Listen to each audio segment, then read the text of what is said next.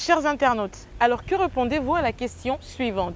Selon vous, quelles sont les forces et les faiblesses du système éducatif gabonais? Répondez à cette question en restant connecté sur News Live. Maintenant, présentement, il n'y a pas de force. De quelle force on va parler au fait? Tu vas voir un enfant, pour aller à l'école d'abord, le transport c'est tout un problème. Quand il arrive en classe, le professeur, ce n'est même pas ça.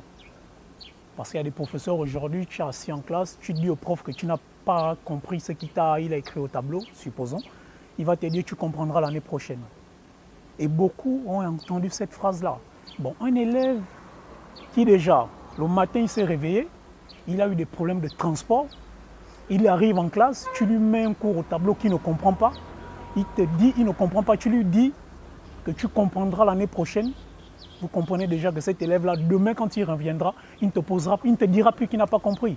Les enfants ne sont pas accompagnés, les enfants ne sont pas suivis, les enfants, il y a des bus qui doivent être mis à la disposition des enfants. Pour le moment, le système éducatif gabonais, ça ne va pas. Je ne parlerai pas des forces et faiblesses, je parlerai plutôt du système mis en place et les mécanismes ou les conditions dans lesquelles les enfants gabonais apprennent. Il faut mettre tous les moyens autour de ce système pour que... Il y a le côté professionnel, les établissements professionnels et les établissements publics. Dans les autres, c'est depuis le bas âge qu'on prépare l'excellence. Ce n'est pas comme un coup de magie, un bon jour, l'enfant devient excellent. C'est depuis le bas âge. Nous sommes pareil la copie-collée de la France, mais ça ne suit pas. Et ce n'est pas normal. On ne peut pas demander à un enfant aujourd'hui de fournir 12 de moyens pour avoir la moyenne, pour prétendre à la bourse. Ça, c'est des conneries qu'on arrête d'embêter. Tu étudies d'abord tout l'enseignement général. Au point où on pense que tu es faible ou tu es idiot, tu n'es pas intelligent. Non.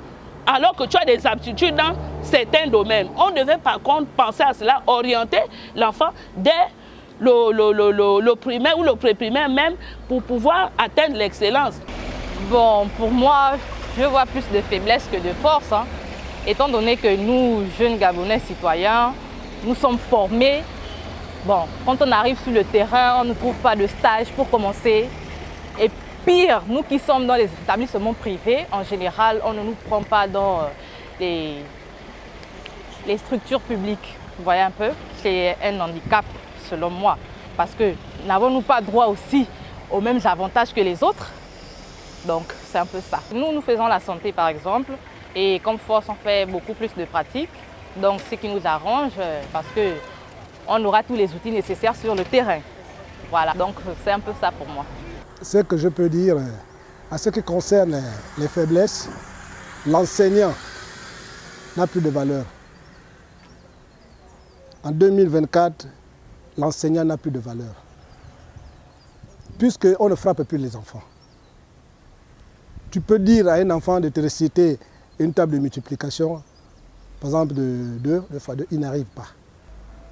En notre temps, l'enseignant, lorsqu'il arrivait dans un village, dans un lieu, il était pris en charge, même s'il ne voyait pas le salaire. Aujourd'hui, l'enseignant lui-même a abandonné à lui-même.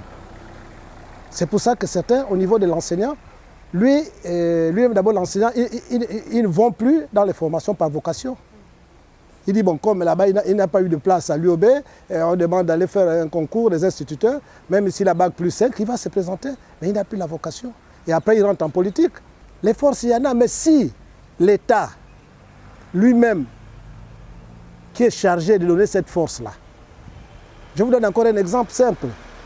Les enfants de Mabiniat sont passés à la télévision lorsque le président du CTRI était là-bas. Un élève te dit que de la 6e jusqu'en 3e, il n'a jamais eu de mathématiques, il n'a jamais eu de prof de mathématiques. Alors qu'il a un BPC national qui doit passer, un diplôme national qui doit passer. Qu'est-ce qu'on fait? C'est la faute à qui? Mais c'est le gouvernement. C'est-à-dire les gens ont préféré privilégier la politique au lieu de privilégier la connaissance. Selon certains avis, un système éducatif fort passe par une valorisation de l'enseignant, mais aussi de meilleures conditions d'apprentissage afin de permettre une optimisation des capacités des élèves ou des étudiants qui apprennent dans nos différents établissements primaires, secondaires ou encore universitaires. Merci d'avoir répondu à la question du jour et n'oubliez pas de rester connecté sur News Live.